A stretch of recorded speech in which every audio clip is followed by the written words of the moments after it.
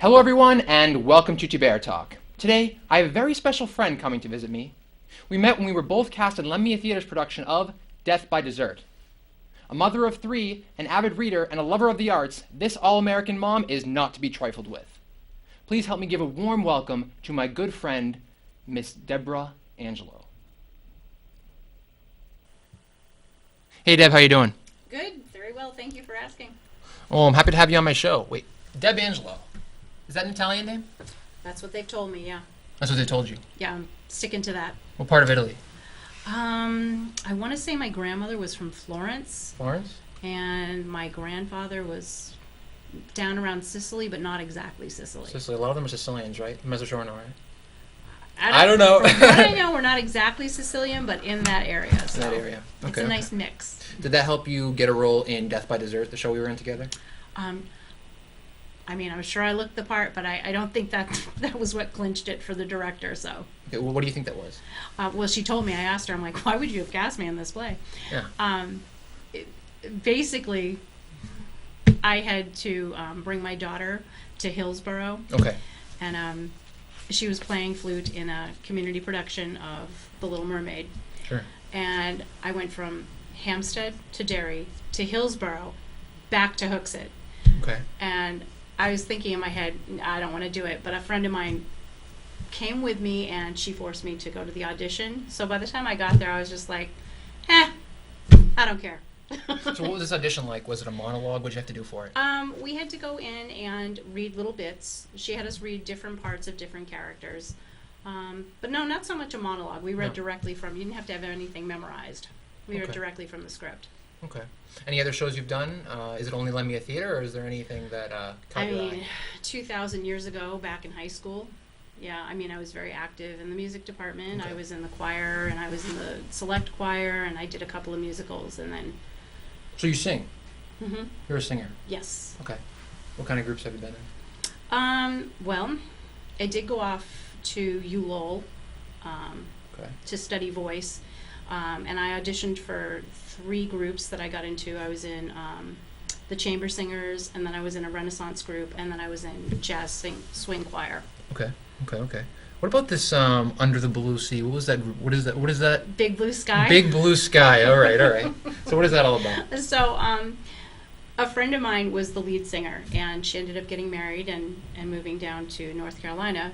So she gave the guitarist my name, and I met with them, and I sang with them for about 2 years. We did a steady gig at the Radisson in Lowell, and it was mostly songs from the 50s, 60s, 70s, 80s. We tried some contemporary stuff, and then we would do a 70s gig every year to raise money for cancer care, and we would do the motorcycle club gig. Philanthropist.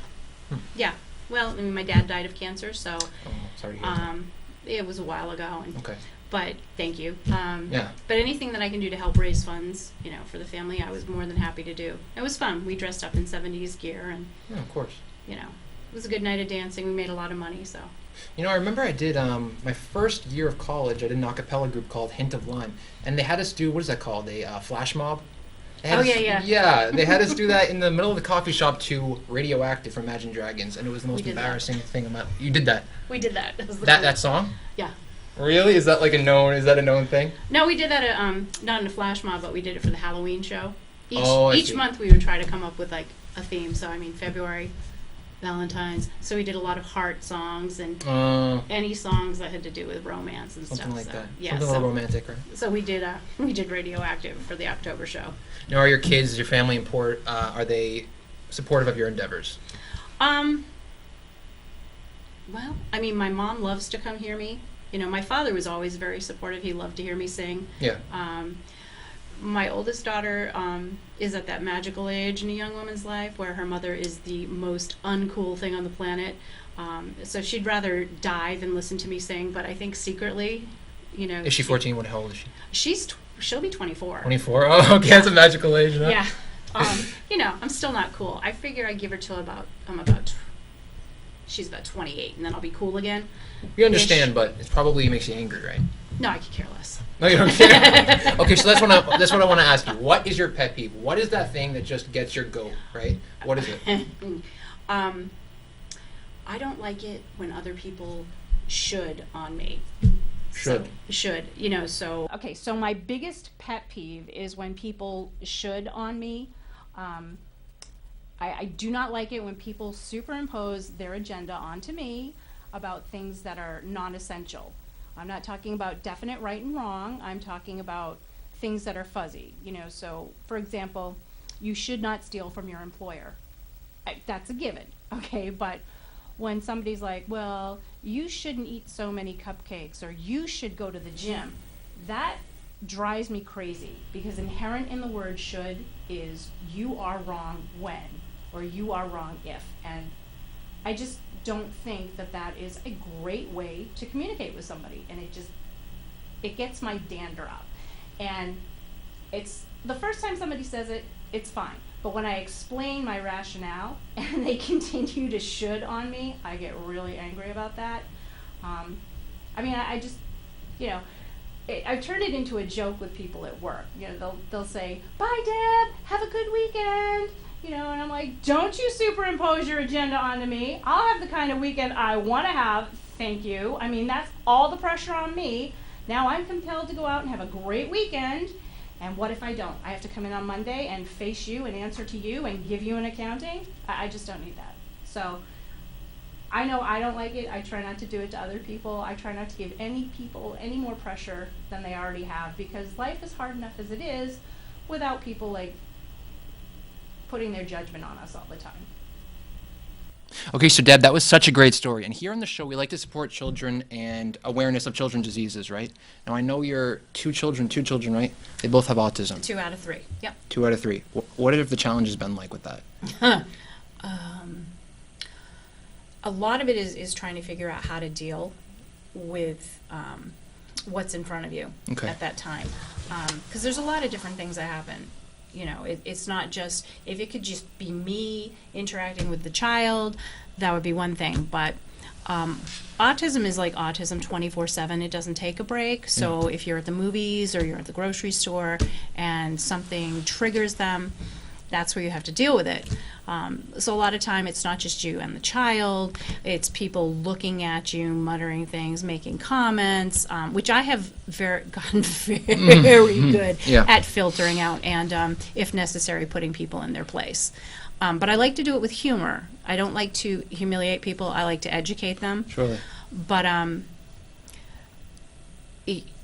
it's definitely different, and it's a spectrum. That's what I think people need to realize, that even within one family, I have 2 children, and they're completely different. Okay. And every now and again, they trigger each other. I used to refer to it as when spectrum disorders collide. Oh, okay. And then you just kind of sit back and watch the show. Yeah, exactly. Because all things could start flying. Mm-hmm. So what was it like getting that diagnosis, though?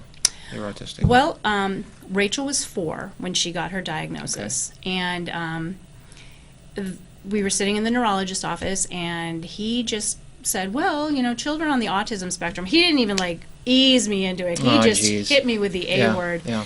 And I had previously worked for the North Shore Arc, so I worked as a house manager. So half the week I would live in homes with either Down syndrome, mentally retarded, autistic, and again on the spectrum from very high functioning to moderate to low functioning.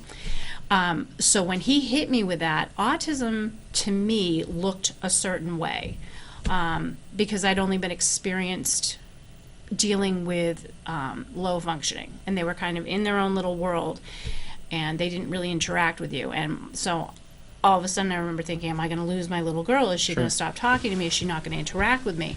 And I was completely horrified. I didn't hear another thing that he said.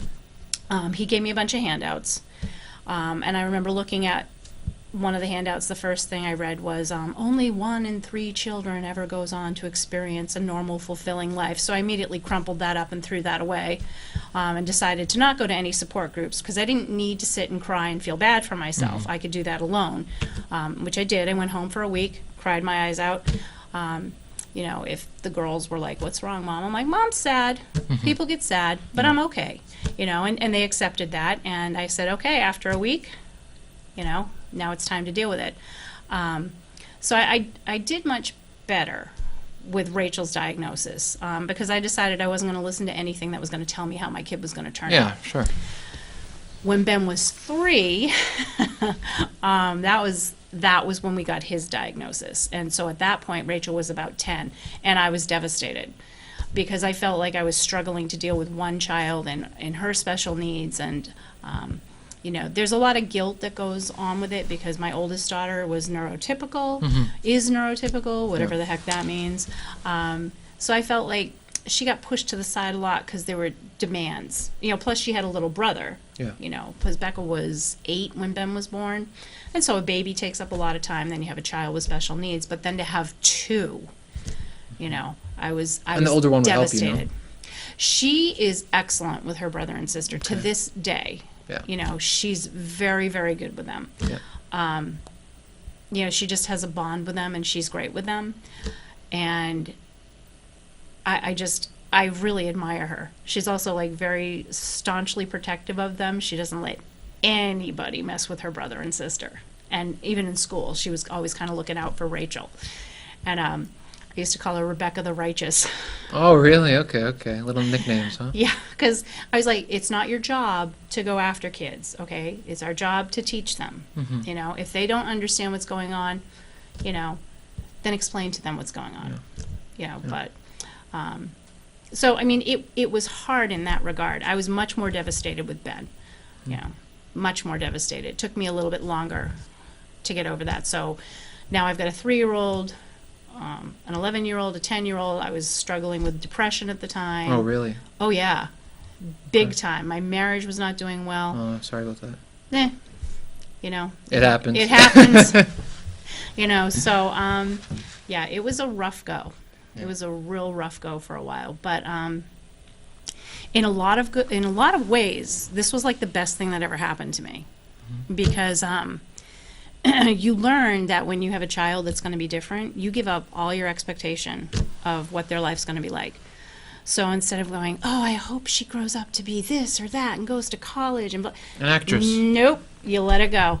And you're like, okay, we're going to make this kid be as happy as possible. Whatever it takes, this is what we're going to do so she or he can have a fulfilling and happy life. And that's what I want for all my kids. And it's not about me. It's not about reliving the past, traumas of my childhood so my kids have a better life.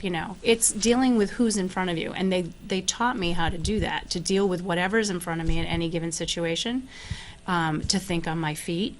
I was very shy, very reserved, didn't really interact with people much. And when you get a kid that's like acting out in public, you kind of have to like step up. Yeah, sure. So, I mean, a lot of really good things happen. And it's not all bad. I mean, they're perfectly healthy. There's not a thing wrong with them physically. We've had some really funny moments. Tell us a little bit about that, because I know that there are some funny things that can happen with autistic and non-autistic children. Like one time I said to my son, I'm like, you're a real nut job. He's like, I know. I like being a nut job. And it's just like these little sound bites, that come from the back seat when you're driving. Or Rachel, one time when she was learning about idiomatic speech, because autism is basically a language-based disorder.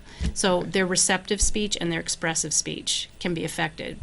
So idioms are completely like pie in the sky. Oh, I see. So one day she's about, 6. She goes, I'm tickled pink, and I don't even know what that means. I mean, she's dead serious, and it's just funny as anything. What was that girl's name, the one in that book? Amelia Bedelia? Oh. What was it? She always, like, everything was a fork in the road. You go check it, there's a fork in the road. Right? Yeah. Is that the same type of thing? Yeah, they're very literal. Very literal. Yeah. There's a great story about one time when Rachel was going to run away from home. She had come up to me and told me she was going to run away from home, and so I was like, I just learned to not get upset about these things. Sure. So I was like, okay, well, why don't I go help you pack? All right. So we're going through, and I'm like, well, are you going to be driving? And she's like, no, I don't know how to drive. I'm like, okay, so you're going to be walking, so you're going to need a backpack. Are you going to head north or south? And she's like, oh, I don't know. I'm like, okay, well, it's colder up here. It's going to be warmer down south. So here's what I would do. I would pack lightly. You're only going to be able to take a couple stuffed animals. Wear your clothes in layers, and then as you go south, as you get warmer, shed them. Just leave them. You Yeah. know, somebody will find them. Somebody who needs a nice, pair of clothes, they'll find it. Wear the stuff you don't like as much on top, Sure. because you want your favorite stuff. So when you get to where it's warm, Yeah. you'll be comfortable and you'll be looking good. I was like, so you're going to get an apartment? Do you have a job lined up? And she's like, I don't know how to get an apartment. I don't know how to get a job. I'm like, can you type? Can you do anything? And she's going, no. So I said, Rachel, you don't drive, you have no job skills, you don't know how to get an apartment. I've done all these things. Maybe I should run away from home. And she bursts into tears and goes, but I would miss you. And I'm like, weren't you about to leave me? And it was just crazy stuff like that. And she was over it. Went downstairs, we had a snack. She was fine. She never tried to run away again. But All right, so Deb, as sad as that story was, the thing I love about you is that you always find the funny side of everything. Comedy, right? And they say that people who are comedians, Robin Williams, all those guys, they're really trying to hide their sadness. Is that right? An actor, catharsis. When he acts, it's catharsis. it's very cathartic. Yeah. To take your pain and to turn it into something that you can laugh about. But it also connects you with other people who might be going through the same thing. Yeah. Surely. And you have these cartoons you make, right? These cartoons you make. We found some cartoons on Facebook. What are they called? Bit strips. Bit strips, okay. And that seems to be the popular thing these days, right? Bit strips? I think so. I mean, more They're like, so they're with like some. emojis or whatever. I don't know what they are. Okay, can we take a look at those? What is this one, right? This one has to do with opera or something? What is this? No, not exactly. So I work with a lot of younger girls, women, and up at the front desk, we can't hear the music that's piped through the office. So I have brought in my iTunes speakers, and I would plunk my iPod in there, and I had Pandora radio, but I also had playlists of my own. So I would play, music that we wanted to listen to without commercial interruption. So I'm a big fan of Joni Mitchell. Okay. And of course, this girl Jenna that I work with had no idea who she was. And because I'm not like a dictator, I would say, do you want to listen to something else? Is there another artist you want me to put on? And I didn't realize just how much she disliked this music until she said, yeah, as long as we can listen to anything except this opera. And I was like, right. Joni Mitchell is not opera. And she insisted that it was. And so I made that to kind of like poke fun at her. Okay, so what is this one then? Oh, the cat. Yeah. So I've made a lot of acquaintances through working in the dental practice. So Marcy was the person that I spoke to at this other dental office that we would refer to, specialty office. And she had just a ton of cats. And she would talk to me about her cats, and I popped over there one time. She had chickens in the backyard. She had a slew of cats. She had a couple dogs, and I over the course of conversing with her, I was just like, you really prefer cats to people, don't you? So, again, I was kind of lampooning based on conversation that we had. Now we have one more, the funniest one, because it probably hits home. What is this one? Okay, so that's my daughter, Rebecca. Okay. Again, the one that I am so not cool for. That's the nice thing about having two kids on the autism spectrum. They don't realize that I'm not cool. Oh, I see. So she has to tell them, and then they don't believe her. But at that time, she might have been about 18, 19. All right. And of course, I'm very uncool at the time. So what I liked to do, just to kind of rib her a little bit, was monopolize their technology and her slang and use it wrong. So, I made that to kind of, even though she had been being a nudge to me, I'm like, still love you. It's funny, though. I mean, the oldest kid is always the one you love most. Is that right? Well, You know how it is. Is there anything funny with Rebecca that you want to talk about? Is there anything that she's done to really push your buttons or I don't know, make you laugh? What is it? Well, she's your first, so your first is always going to be your first. Yeah. So you have all those when you bring her home from the hospital, it's amazing. And you really get to enjoy your first child because there's nobody else making any demands on you. It's just you and that kid. But she was always, right from the get-go, she always had a little twinkle in her eye, and she would just look right at you so intensely. She spoke early. We never knew a moment's peace again after that. But she was very good company, even as a little girl. And my mother would take her shopping, and she'd be like, "Oh no, Nana, that outfit doesn't look right on you. Go with the blue." So she's very, very, and she's still that way. She's got a good eye, and she's got a good head on her shoulders. But you had to be careful with Rebecca because she would. The things that happen in your house. Basically, if you have a kid, there's no secrets in your house. No. Ever. So when they go to school, the teachers know what's going on in your house. And my parents used to like to bring her out for breakfast. And they went to this small little place, so my parents and all the regulars would get quite an education about what was going on in our house on a regular basis. Weekly, really. Like what? The Rebecca Chronicles. Okay, so this occurred about the time that we were trying to possibly take over payments on my parents' house. We were going to maybe redesign it, build an in-law apartment, and move in there. And Becca was very aware of that, knew what was going on. And every Sunday, my parents would take her out to dinner. So as is the case when you have two little kids, and I had two little girls, two toddlers, 14 months apart, there's not a lot of time for you to be alone with your spouse and, just kind of have quiet moments. And we were sitting there one night and we realized it was quiet and both kids were in bed asleep. So we were like, "Hey, you think you might want to go into the bedroom?"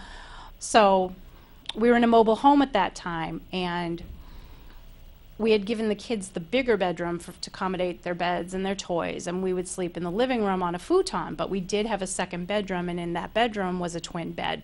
So we go into the bedroom so we can shut the door, and next thing I hear this little voice go, "Oh, Mommy, what's Daddy doing?"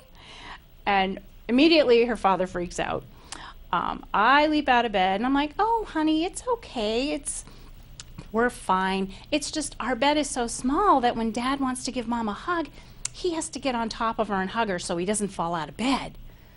So my parents pick her up the next day, and they take her to breakfast, and she's off doing her entertaining thing, and she says, "I can't wait till we move in with you and Grandpa because I feel so bad for Mom and Dad.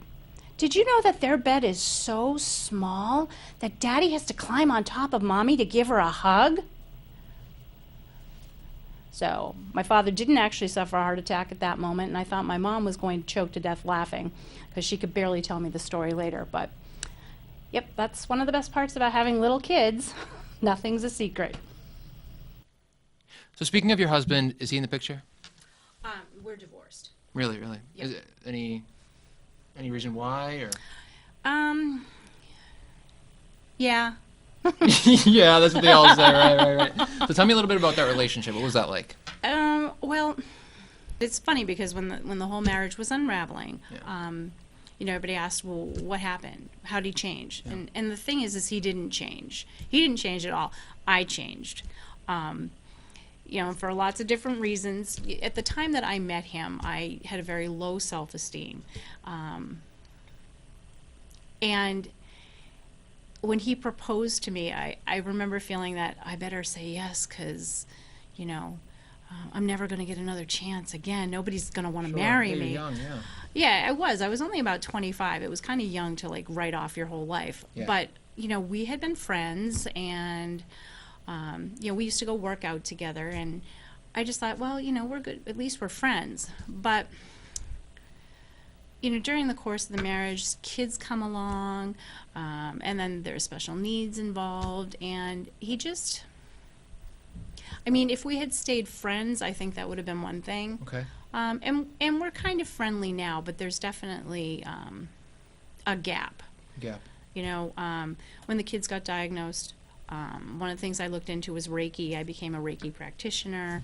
He used to call it fakey Reiki. Oh, I see. So not very supportive. Didn't really understand the whole period after Ben's diagnosis. He just didn't really understand it. Okay. You know, and I just want more out of a relationship. I want support. I want partnership. And I didn't really feel, I felt like I had the burden of the responsibility. That he really didn't know what it was like to be home with the kids, because I stayed at home with them until I knew that they would be okay. I've really only been working, you know, just slightly longer than I've been divorced. So a question a young man would ask you, did you love him? I did love him, but not enough to settle. I mean, I still love him. I love him as a person. He's got some great attributes. He's a great father. You know, he's worked the same job. It's driven him crazy for, like, you know, over 20 years, and he still goes in. He still, you know, does his job. I mean, there's Provides. a lot to admire and respect about him, but just in terms of relationship, we weren't a good match. Wasn't a good match. No. Okay. And that's just the way things happen, you know? Yep. Okay. Yeah. Everyone has someone, right? There's I someone hope for so. everyone. That's what the saying is. What are your Well. prospects about that? Because I know you're still looking, right?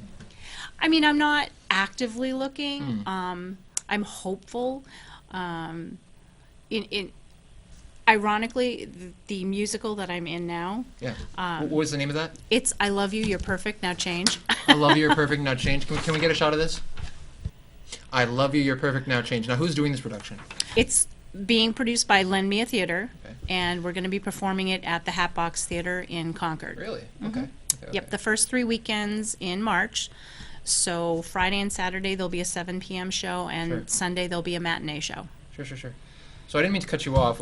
How are you comparing this to Oh, your so- romantic life? Interestingly enough, when the director was handing out lines, because it's an ensemble piece and it's a series of vignettes that takes a look at dating and marriage and, you know, having children and all the aspects of being in a relationship.